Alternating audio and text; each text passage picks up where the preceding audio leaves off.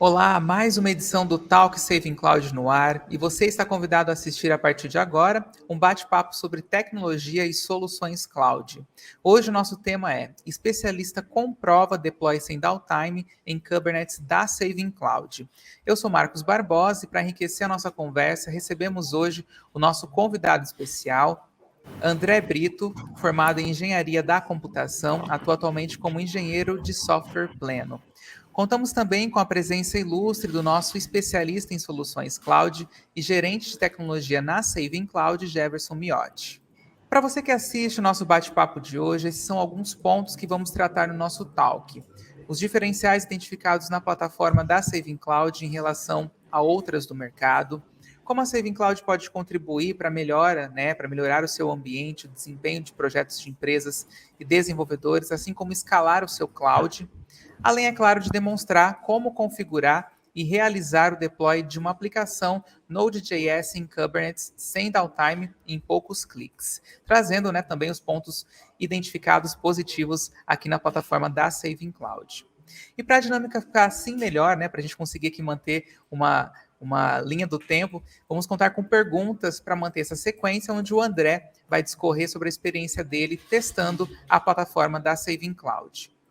Para quem está assistindo, não deixe também de acessar o nosso site, conhecer um pouco mais sobre os nossos serviços. Nós temos mais de 315 aplicações disponíveis para vocês no nosso Marketplace. Então, nosso site está aí, savingcloud.com. É só você clicar, inclusive aqui na nossa descrição tem o link, é só você clicar, acessar até a guia Soluções Cloud, segunda guia do nosso site, e você já confere todas as aplicações disponíveis. Não deixe também de se inscrever no nosso canal para não perder outros assuntos interessantes. Os nossos talks, também tem nosso podcast Savingcast, todo mês aqui disponível no canal.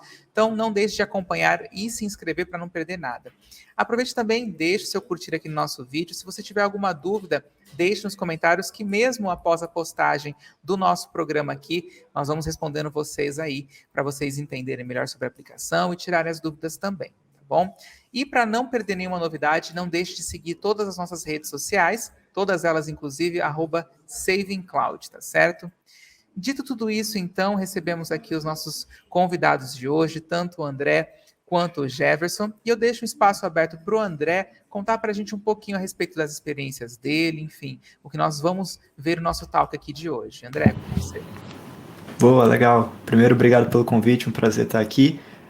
Hoje vamos falar sobre uma solução muito legal usada aí no mercado, usado em muitos ambientes de produção, em empresas, em casos reais, principalmente em aplicações que precisam de alta disponibilidade e de alta escalabilidade.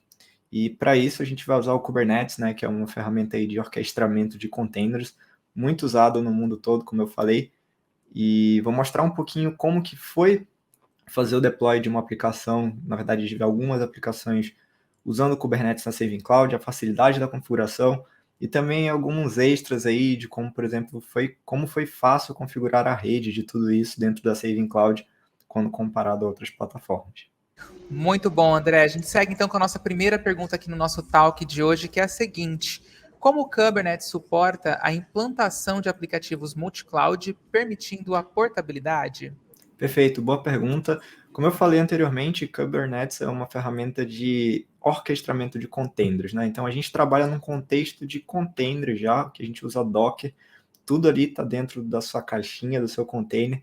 Então, quando a gente fala de Kubernetes, fica muito fácil migrar essa solução, na verdade, de uma cloud para outra, principalmente porque 99% das vezes em que você está usando uma ferramenta de orquestramento de container, como Kubernetes, por exemplo, você já tem isso integrado na sua pipeline de CI/CD, né, de Integration and Deployment. Então, basicamente, você vai só mudar ali para onde você está direcionando seus containers e a sua solução vai funcionar em outra cloud. Então, fica muito fácil a migração. E eu fui um exemplo disso, né? Eu migrei várias aplicações que eu tinha em outra cloud para Saving Cloud. Eu estou falando aqui de um trabalho de 1 horinha, 2 horinhas, porque eu configurei tudo do zero. A partir do momento que eu tive meu cluster, meu ambiente pronto, configurado aqui na Saving Cloud, eu consigo dar deploy aqui em uma aplicação em 5 minutos, que eu já tenho em outra cloud, por exemplo, só apontando ela para Saving Cloud. Dando sequência, então, no nosso talk de hoje, que recebe o André, com a segunda pergunta. Quais são as práticas recomendadas para implantar aplicativos de forma segura no Kubernetes? Então, o Kubernetes ele oferece várias ferramentas muito legais para você implementar as aplicações de maneira segura. Eu vou citar um exemplo aqui, é que no Kubernetes você consegue tratar todas as variáveis de ambiente em secrets, né? Então, quando você vai trazer uma secret para dentro, por exemplo, um token, uma senha, qualquer informação que seja sensível para dentro do seu cluster, você não precisa salvar isso como uma variável de ambiente ali, o raw, né, no seu container. Você pode trazer ela como secret para o seu namespace do Kubernetes, e então você traz essa referência para essa secret para dentro da sua aplicação. Algo que fica muito mais fácil, muito mais seguro também, porque você pode reaproveitar essas secrets, por exemplo.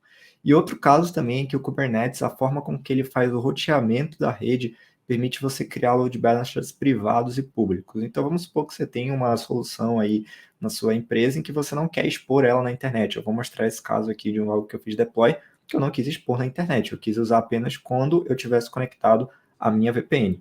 O Kubernetes também permite você fazer isso. E por fim, eu acho que é a forma que a gente vai falar ainda sobre isso daqui a pouco, mas é uma segurança também, não deixa de ser, é a forma de como o Kubernetes deixa as coisas disponíveis para você.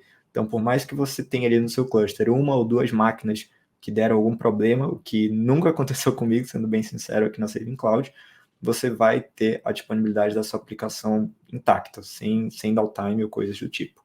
Uma dúvida recorrente do pessoal é a respeito do armazenamento de dados, né? E a próxima pergunta trata sobre isso. Então vamos lá. Como o Kubernetes lida com o armazenamento de dados persistentes em aplicativos em containers? Muito legal também. Vamos trazer o exemplo aqui de, por exemplo, você está dando deploy de um banco de dados em Kubernetes, né? Obviamente que você vai precisar persistir os dados desse banco e quando o seu container for atualizado, por exemplo, esse dado ele tem que continuar existindo. Você não vai poder deletar o seu banco ali. Kubernetes, ele lida disso de algumas maneiras. Eu vou citar a maneira aqui que eu acho mais legal e a maneira que é como a Saving Cloud oferece isso aqui dentro do cluster de Kubernetes, que é usando o PV6, né? O Persistent Volume Claims. Então, quando você vai dar deploy da sua aplicação, você fala ali nas especificações do Kubernetes que você quer persistir aquele dado em algum lugar.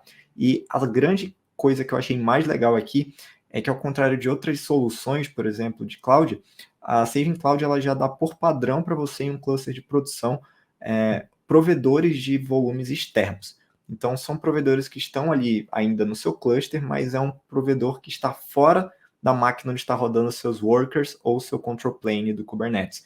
Isso é bem legal, né? Porque, de novo, você consegue trazer mais segurança em algo que está ali apartado dos seus control planers ou workers, e, ao mesmo tempo, você consegue escalar essa solução de storage muito mais facilmente. Então, vamos supor que eu tenho aqui 1 TB de dados, eu estou precisando de mais, eu simplesmente vou ali na dashboard da Saving Cloud e falo que eu quero mais, por exemplo, nós de armazenamento apenas. Eu não mexo em CPU, não mexo em RAM, eu adiciono apenas mais armazenamento para o meu cluster. Esse armazenamento vai ficar disponível aí para minhas aplicações. Tanto se eu quiser aumentar os que já existem, quanto se eu quiser criar novos volumes de persistência para minhas aplicações. Um dos pontos mais importantes que hoje buscam, né, é a escalabilidade vertical e horizontal dentro de cloud. E a próxima pergunta também é sobre isso. Como a escalabilidade horizontal e vertical é gerenciada pelo Kubernetes e quais são os benefícios disso para aplicativos em nuvem? Boa. Então, o Kubernetes ele permite você escalar das duas maneiras, né? Principalmente aqui na Saving Cloud, eu vou já falar sobre isso mais a fundo, mas vamos começar com a escalabilidade horizontal, né? Vamos supor que a sua aplicação ali, ela já está no limite e você quer dividir ali o tráfego entre mais containers, né? Aqui no Kubernetes a gente traduz isso para pods. Então, você vai entrar ali e vai configurar mais pods para o mesmo serviço. Pensa como se fossem várias instâncias ali para o mesmo serviço, e o tráfego que chegar até esses recursos, eles vão sendo balanceados. Então, você não vai ter mais, por exemplo, um container apenas da aplicação, você pode ter 10, 50, 100, 1000, quanto você quiser, para escalar a sua aplicação horizontalmente. E uma coisa bem legal do Kubernetes, que eu gosto muito, é que você pode fazer isso automaticamente. Você pode configurar o Horizontal Autoscalers. Então, você consegue configurar ali para quando falar, se esse container aqui atingir um certo limite, eu vou pedir mais um container, mais 2, mais 3, mais quantos eu quiser. E uma outra maneira bem legal de tratar a escalabilidade no Kubernetes é quando, vamos supor, que você já escalou horizontalmente ali ao máximo, você já chegou no limite de quantos containers você conseguiu subir para aquele cluster, e você precisa aumentar os recursos ali que você tem para sua máquina. para o seu cluster, desculpa. Além de poder fazer isso aumentando, né, a capacidade de cada máquina, você pode configurar um autoscale do seu cluster, que é algo que eu vou mostrar também daqui a pouquinho aqui na dashboard da Saving Cloud, e que você pode falar, olha, quando minhas máquinas do cluster chegarem a um certo limite aqui, ou de CPU ou de RAM, por exemplo, eu quero que você suba mais 10 máquinas para mim, para eu deixar isso disponível. Eu testei isso, é bem legal. Então, depois de 1 minuto ali que ele percebe que está no limite, ele vai fazer deploy dessas máquinas, em 5 minutos você vai ter ali as máquinas disponíveis. E falando de tempo aqui, 5 minutos é muito pouco, tá? Tipo, é muito pouco para você conseguir escalar uma máquina bare metal do zero e, enfim, fazer ela ali no seu cluster, entrar no seu cluster, na rede, etc. É um tempo, assim, que eu diria que tá incrível para você escalar suas aplicações e você consegue ter confiança, né? De falar, poxa, eu vou dormir aqui hoje que a aplicação, por mais volume que ela tenha hoje, ela não vai cair porque eu trabalho com esses dois tipos de escalabilidade, né? E eu posso trabalhar com os dois ao mesmo tempo. Posso tanto configurar o Horizontal Autoscale dentro do meu cluster, como eu posso configurar lá no dashboard da Saving Cloud para ela escalar verticalmente quando eu não tiver mais recursos disponíveis no cluster em geral. A gente comentou sobre a escalabilidade horizontal e vertical, mas a gente quer saber sobre ela automática, né? Então a próxima pergunta vai falar sobre isso. Como o Kubernetes lida com a escalabilidade automática de aplicações? Aí você pode ficar à vontade, André, para falar sobre a alta disponibilidade, a tolerância de falhas também. Perfeito. Então, como eu falei anteriormente, além de você conseguir escalar manualmente suas aplicações, você pode configurar isso dentro do seu cluster, né? Falando de escalabilidade horizontal, por exemplo, você pode configurar ali isso dentro do seu cluster, o próprio Kubernetes suporta isso, que você consegue configurar para falar, essa aplicação aqui, eu quero que você suba uma nova instância dela, um novo pod dela, toda vez que você atingir um determinado uso de recursos aqui dentro do meu container, né? Dentro do container. Dessa forma, você garante a escalabilidade horizontal até o limite do seu cluster. Então, até o limite dele, você vai conseguir escalando, escalando, escalando e criando ali mais containers, né? No caso, mais pods. Agora, falando um pouco sobre a escalabilidade automática vertical, é bem legal a forma como isso é feito na Saving Cloud, porque pela própria dashboard você consegue entrar lá, selecionar basicamente qual vai ser o seu gatilho para você escalar isso verticalmente, né? Então falar assim, olha, vamos supor que eu tenho 8 GB de RAM aqui no meu cluster. Obviamente você vai ter muito mais que isso, mas vamos supor que você tem 8 GB de RAM e quando eu atingir 7.5 GB de RAM, eu não quero esperar chegar a 8, não quero esperar o negócio quebrar da tela azul, coisa do tipo. Quero que você escale e bote mais 5 máquinas para mim, cada uma com 5 GB de RAM. Então você tinha 8 GB de RAM, quando você chegou em 7,5 GB, você jogou mais 25 GB de RAM dentro do seu cluster. Então isso é uma forma bem legal que a plataforma aqui da Saving Cloud oferece para você escalar horizontalmente o seu cluster. E aí a gente volta para o primeiro caso, né? Você escalou verticalmente, tem um limite de recursos liberado, você consegue escalar horizontalmente seus pods ali dentro do seu cluster.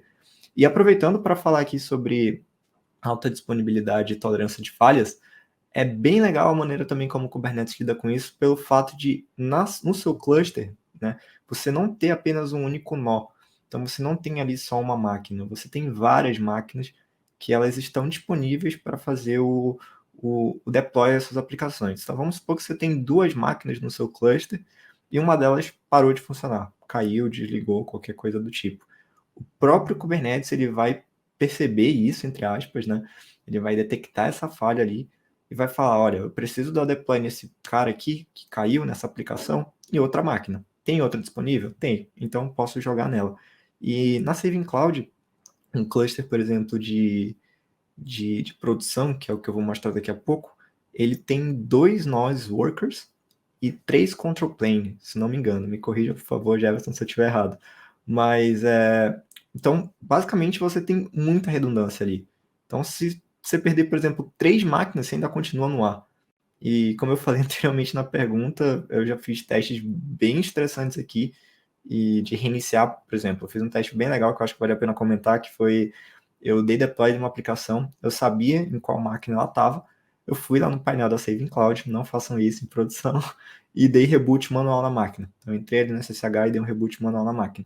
E assim, em 30 segundos, o mesmo recurso já estava disponível em outra máquina. Então, ele já foi alocado em outra máquina.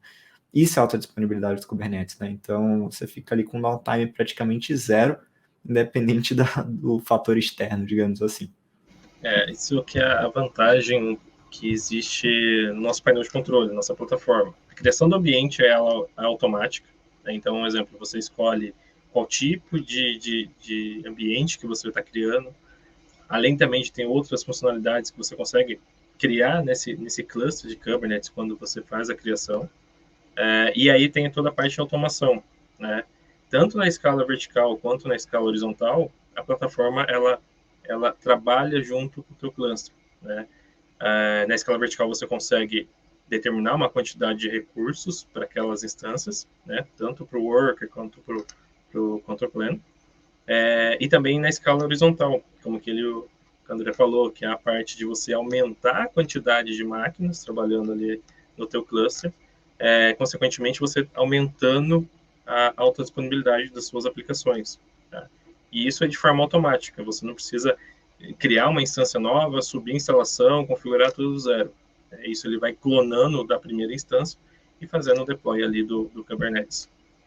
Um ponto importante também é sobre o gerenciamento e orquestramento em containers, né, para quem fala em Kubernetes. E nós vamos para a próxima pergunta, a última, que é sobre isso. Como o Kubernetes gerencia e orquestra containers em um ambiente em nuvem? Legal. O Kubernetes é justamente uma ferramenta para orquestrar containers. Eu me arrisco a dizer que ele faz isso muito bem. Entre os orquestradores de containers aí que estão disponíveis no mercado, Kubernetes é o mais usado no mundo todo, né? Estatísticas aí que você pode pesquisar na internet e vai encontrar isso. Mas a forma com que ele orquestra os containers é de acordo com o que você decide. Então, eu acho que a grande sacada do Kubernetes é você saber que você tem um orquestrador muito poderoso aliado ali a você.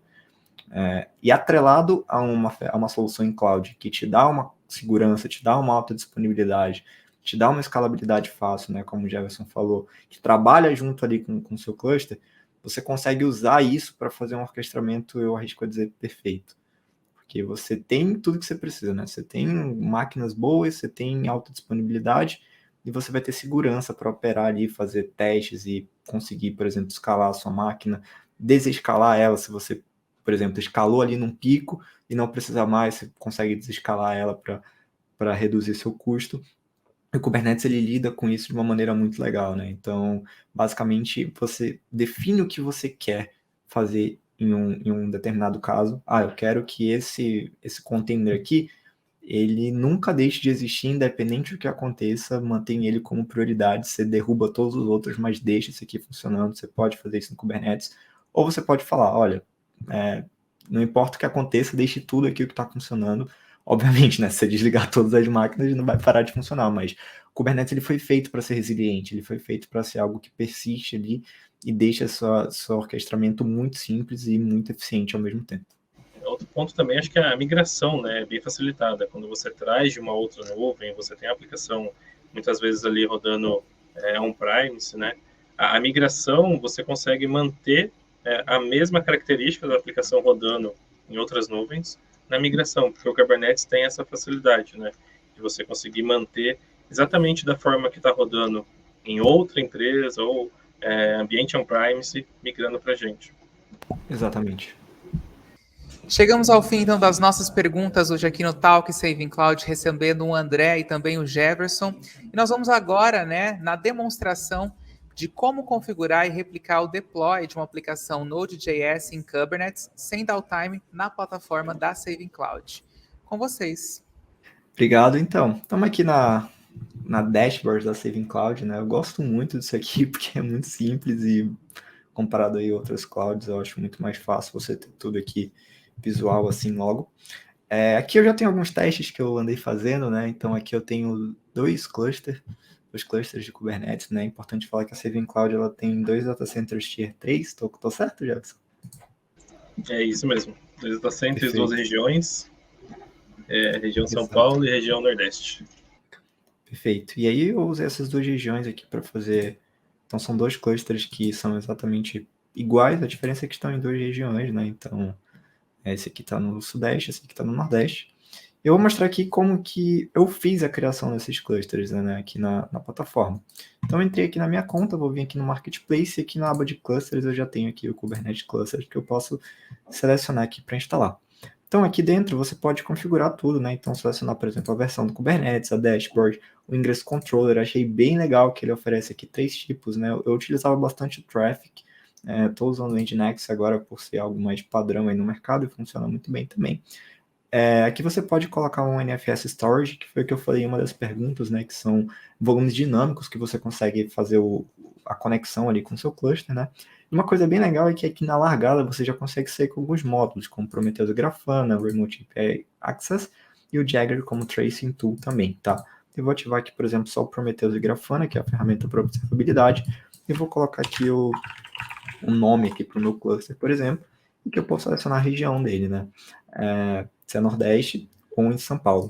E uma coisa bem legal é que aqui na topologia eu já posso selecionar se eu quero um cluster de desenvolvimento ou de produção. Então aqui no desenvolvimento ele já fala, ele disponibiliza para mim um control planar e um worker escalável. E aqui em produção ele já vai colocar 3 control planers, 2 load balancers para API, e além disso tem 2 workers escaláveis. Eu vou colocar aqui um de produção só para a gente testar, e ele vai fazer a instalação aqui desse cluster, né? Então a instalação ela vai demorar algum tempo, isso é super normal, ele vai provisionar as máquinas, vai fazer a instalação de tudo aquilo que a gente viu, vai colocar o Nginx lá dentro, vai colocar o Grafana, vai colocar Prometheus, já vai vir com tudo configurado certinho, e eu já vou mostrar aqui como que o cluster vai ficar, né, depois que você provisionar tudo isso. Opa, que é aqui, por exemplo. Então aqui a gente tem um load balancer, como eu pedi, esse é um cluster de produção, tá? Um load balancer externo, digamos assim. Então esse cara aqui, ele tem um IP público, que eu não vou mostrar aqui, mas ele tem um IP público. Ele tem também um API load balancer, né, que é o HA proxy aqui. Ele tem 2 workers e 3 control planes aqui, fora o volume dinâmico, que é o NFS storage, né, que fica aqui conectado ao meu pod, meu cluster. Então eu tenho aqui 3 nós aqui de volume dinâmico. Eu vou mostrar uma ferramenta aqui que chama Lens. Essa ferramenta é conhecida como a IDE do Kubernetes, né? Que é para você conseguir explorar aqui, fazer as configurações do seu cluster mais visualmente, né? Então, para você não ter que fazer ali tudo via linha de comando. E aqui, se a gente vem aqui em nós, por exemplo, aqui eu estou dentro do cluster de produção do Sudeste, né? Que eu provisionei ali, que é esse exatamente aqui que eu mostrei para vocês. E aqui dentro a gente tem 5 nodes, sendo que nesses 5 nodes, 3 são control planes. Então, se a gente olhar aqui, por exemplo, eu tenho 3 control planes, que é exatamente o que está aparecendo aqui para mim. Eu consigo até olhar o ID deles, por exemplo, esse ID aqui eu consigo ver que é esse aqui. E eu tenho 2 workers, que é exatamente o que eu estou vendo aqui. E aí vamos supor que você quer, por exemplo, mais workers, né? Então, eu posso vir aqui em Scale, e eu posso clicar aqui em quantos workers eu quero a mais. Então, pode ver aqui que ele está colocando que vai provisionar mais nós para mim. No momento, como vocês podem ver aqui, eu não estou usando aqui quase nada do meu cluster, né? Isso aqui é só dos workers. Se eu olhar o master aqui, eu estou bem tranquilo. Então, eu não preciso agora de mais workers. Mas se eu quisesse fazer esse escalamento aqui manual, eu poderia fazer. Eu posso ir até 16 workers aqui, o que é muita coisa. E eu tenho certeza que se eu contatar o pessoal da Saving Cloud, eles ainda conseguem mais ainda. Se você quiser 30, 40, 50... é infinito isso aqui, o céu é o limite, né? E aí uma coisa bem legal que o Jefferson até comentou aqui, é que se eu clicar em alto aqui, por exemplo, eu consigo configurar a escalabilidade automática para o meu cluster.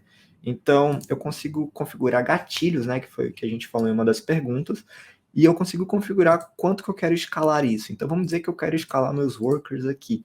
Então, eu quero sempre adicionar nós, sempre que a minha CPU ela bater, por exemplo, 80%, né?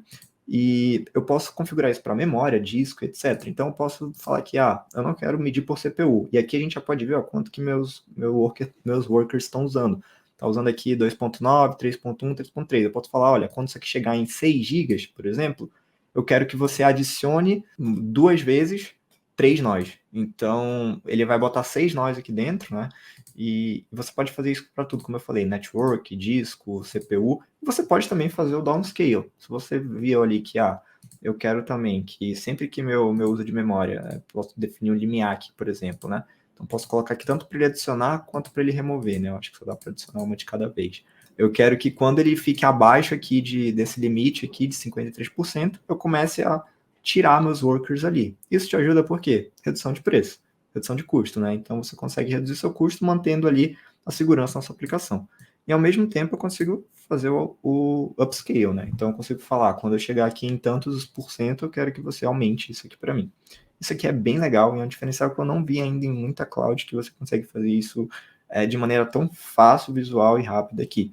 E o legal, mais legal ainda que eu achei nisso, é que você pode fazer isso para o que você quiser. Então vamos supor aqui que eu quero fazer isso no meu load balancer, que é o Nginx aqui, que está apontando para o meu cluster.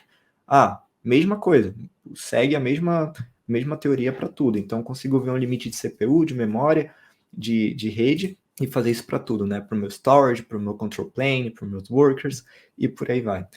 Então, isso aqui é um auto-horizontal scale aqui que a Saving Cloud oferece e é muito legal. E funciona muito bem, como eu falei antes, eu já testei e é bem legal. Bom, aproveitando que você comentou sobre custo, né? Hoje, nossos ambientes eles são cobrados 100% sob demanda, né? O que significa tanto recursos quanto CPU e memória, espaço em disco, tráfego, são cobrados aquilo que você utiliza dentro do teu ambiente, do teu cluster e tudo mais. Tem muito cliente que acaba chegando para a gente e diz, eu quero um plano, não entendo o quanto que vai ficar, mas a plataforma ela sempre vai trabalhar dessa forma, né? Você configura o mínimo que ali te cobra 24 horas e o máximo que vai te cobrar o tempo que utilizou.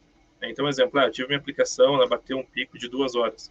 Te cobra esse limite todo de 2 horas, depois volta a cobrança ali para o que você deixou reservado. Tá? Espaço em disco também, você é cobrado daquilo que você utiliza, não do alocado. Por exemplo, eu aloquei 2 teras, estou utilizando 500 gigas. Você vai ser cobrado somente ali os 500 gigas do teu ambiente. E também o tráfego externo, que também é cobrado. O tráfego interno, né, entre as instâncias, utilizando a rede privada, isso não tem cobrança. Tá? Isso também é um diferencial muito bom que acaba a gente tendo para os nossos clientes. Perfeito. E aí, aproveitando, falando aqui sobre o tráfego interno, né, como o Jefferson falou, eu acabei provisionando aqui também uma VPN. Então, eu tenho uma instância de PreachMNL aqui, por exemplo, e eu provisionei ela aqui pelo Marketplace também. Então, se eu vim aqui pesquisar por PreachMNL, ele vai deixar aqui eu fazer o deploy tão simples quanto um cluster de Kubernetes, né? Ele já oferece todas as docs também para você conseguir fazer o login, para você pegar a sua credencial de acesso, configurar, etc. Isso aqui eu acho que é até legal mostrar, que aqui eu tenho a minha VPN, né, que eu provisionei na Saving Cloud, e aqui, por exemplo, eu tenho aqui os meus servidores. Então, aqui dentro eu consigo adicionar as rotas, né, que eu quero fazer para essa aplicação. Então, consigo usar a anotação aqui CIDR para disponibilizar com quais rotas eu quero adicionar em cada servidor da PreachMNL. E aqui, uma dica que o Jefferson me deu até, é que se eu colocar aqui, por exemplo, 0000, ele vai liberar acesso a tudo que está aqui. Então, eu vou conseguir acessar todos os recursos aqui, banco de dados, um cluster consegue acessar o outro, e por aí vai. E é bem legal o PreachMNL, como ele é uma solução que já é provisionada aqui pela Saving Cloud, você não precisa configurar praticamente, né? Tudo aqui que você adicionar como rota, ele já vai fazer ali, já vai conseguir comunicar, já vai conseguir alcançar o seu recurso. E aí, se você usar qualquer client aqui de OpenVPN, por exemplo, eu consigo conectar aqui na minha VPN. Então aqui eu já recebi o log de User Connected, por exemplo. Então se eu vim aqui na minha dashboard, pode ver que eu já tenho um usuário online, que sou eu no caso, né? Então fica muito fácil você gerir isso na sua empresa, na sua solução aí, de você conseguir fazer a sua rede privada e conseguir acessar ela de maneira bem segura também. Para fazer a demonstração aqui de um deploy em uma aplicação, eu usei aqui uma aplicação que ela é uma aplicação Next.js, né? Então, é uma aplicação do meu portfólio aqui, pessoal, do meu website pessoal.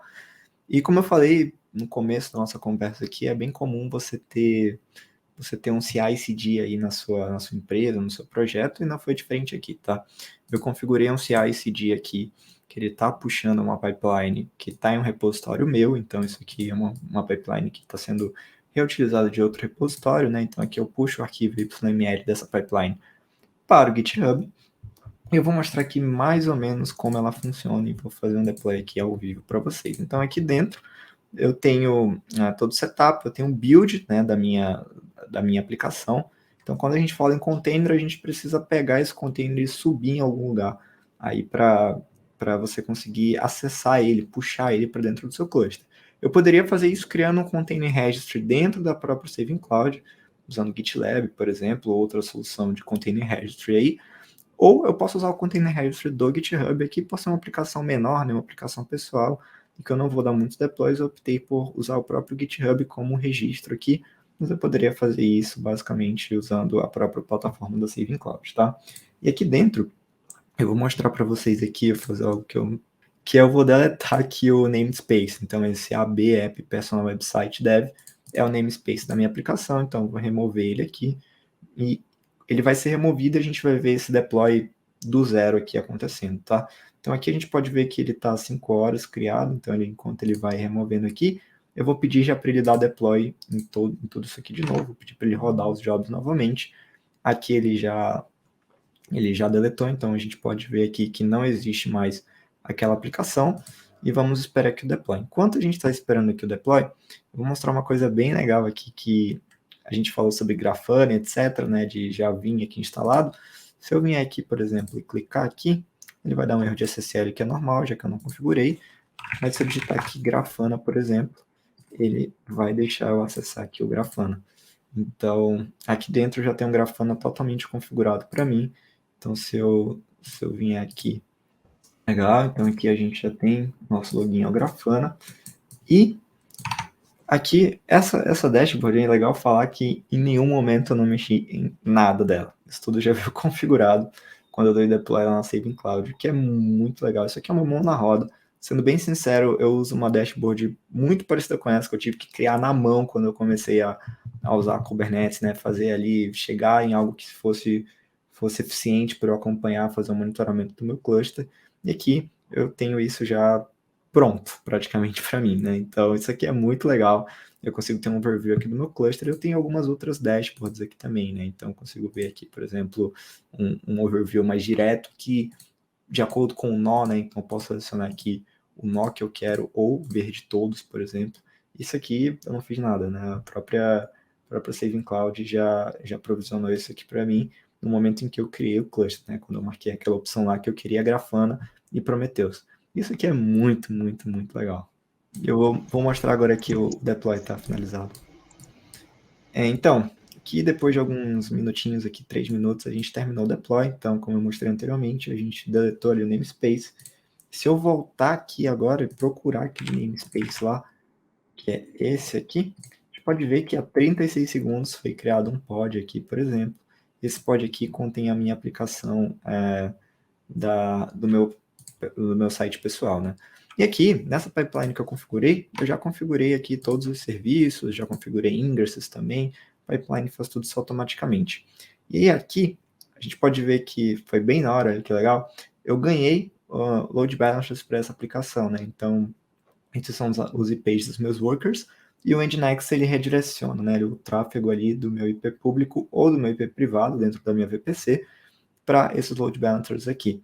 E aqui dentro, se eu clicar aqui, ele provavelmente vai abrir o site, que é o meu site pessoal. Isso aqui tá feito o deploy dentro da própria Saving Cloud, né? Então, eu consigo aqui, por exemplo, escalar mais pods aqui. Então, se eu vim aqui em Deployments, por exemplo, e falar que eu quero, sei lá, 10 pods aqui do meu site, vamos supor que ele tem muitos acessos por dia, eu consigo ver aqui que os pods eles vão ser criados, olha, eles ficando verdinhos aí, e eu consigo escalar minha aplicação horizontalmente aqui dentro, né? Então, aqui a gente tem os pods que vão subindo, e a minha aplicação, ela continua de novo acessível aqui. Então, se eu vim aqui e clicar aqui, por exemplo, minha aplicação, ela continua acessível aqui. A diferença é que agora ela está com uma disponibilidade maior, já que eu consigo dividir ali a carga entre vários pods e não apenas um, né? Então, se eu clicar aqui, por exemplo, eu consigo navegar aqui no site, enfim. Isso é uma aplicação Node.js, na verdade ele é um framework Next.js, né, que está super em alta aí, e apenas o que eu fiz foi criar um Dockerfile para isso aqui, adicionar minha pipeline, e ele já foi magicamente lá para o Kubernetes, né.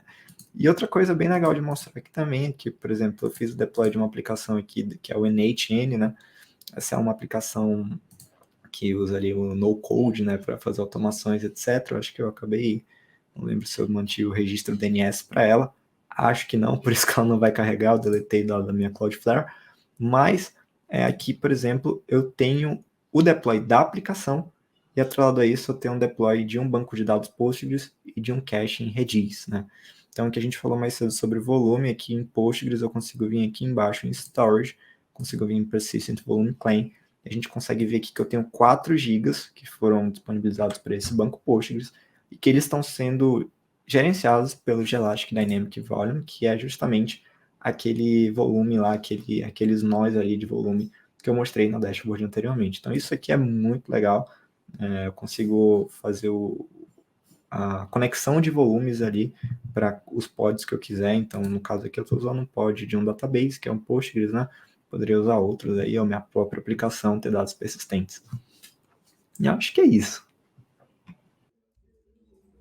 Bom, essa foi a demonstração, então, sobre o nosso Kubernetes aqui na Saving Cloud, como realizar um deploy sem downtime.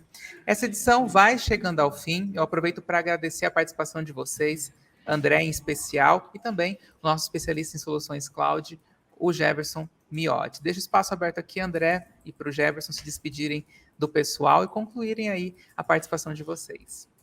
Fechado. Primeiro, queria agradecer aí pela oportunidade. Foi um prazer estar aqui com vocês. Foi um prazer também poder experimentar a Saving Cloud, é realmente uma solução incrível. E é isso, muito obrigado. Bom, eu agradeço pela troca de experiência. Eu acho que é bem legal ver quando alguém utiliza a nossa plataforma, consegue subir um cluster ali, então entende as diferenças de nuvens que acabam existindo. A gente também coloca à disposição de vocês, que estiver assistindo, tiver dúvida, do André também, quiser subir mais outra coisa, a gente está à disposição, e obrigado pelo talk. Obrigado, gente, mais uma vez. É isso, então, para você que está acompanhando e quer conhecer o Kubernetes da Saving Cloud, a gente disponibiliza o teste de 14 dias grátis. Inclusive, o link está aqui na nossa descrição, é só você clicar, fazer o cadastro certinho e aí você vai poder testar durante 14 dias, tá certo? Quer conhecer outras aplicações? Nós falamos sobre o Node.js, né? Você pode conhecer também. Acesse o site savingcloud.com. Na guia Soluções Cloud você confere lá esta e outras aplicações, tá certo? Não quer perder nenhum conteúdo, nenhum talk, nenhum drops aqui que a gente tem no nosso canal no YouTube, também nas nossas redes sociais? Se inscreva aqui para não perder nenhum conteúdo. Tem sempre muita interatividade também com vocês nas nossas redes sociais, que vocês podem seguir a gente lá, é @savingcloud. Estamos em todas elas, tá bom? Obrigado pela companhia. Não deixe de deixar o seu gostei aqui no vídeo. E é claro, se ficou alguma dúvida, alguma pergunta, deixa aqui embaixo também. Obrigado pela companhia e até o próximo talk.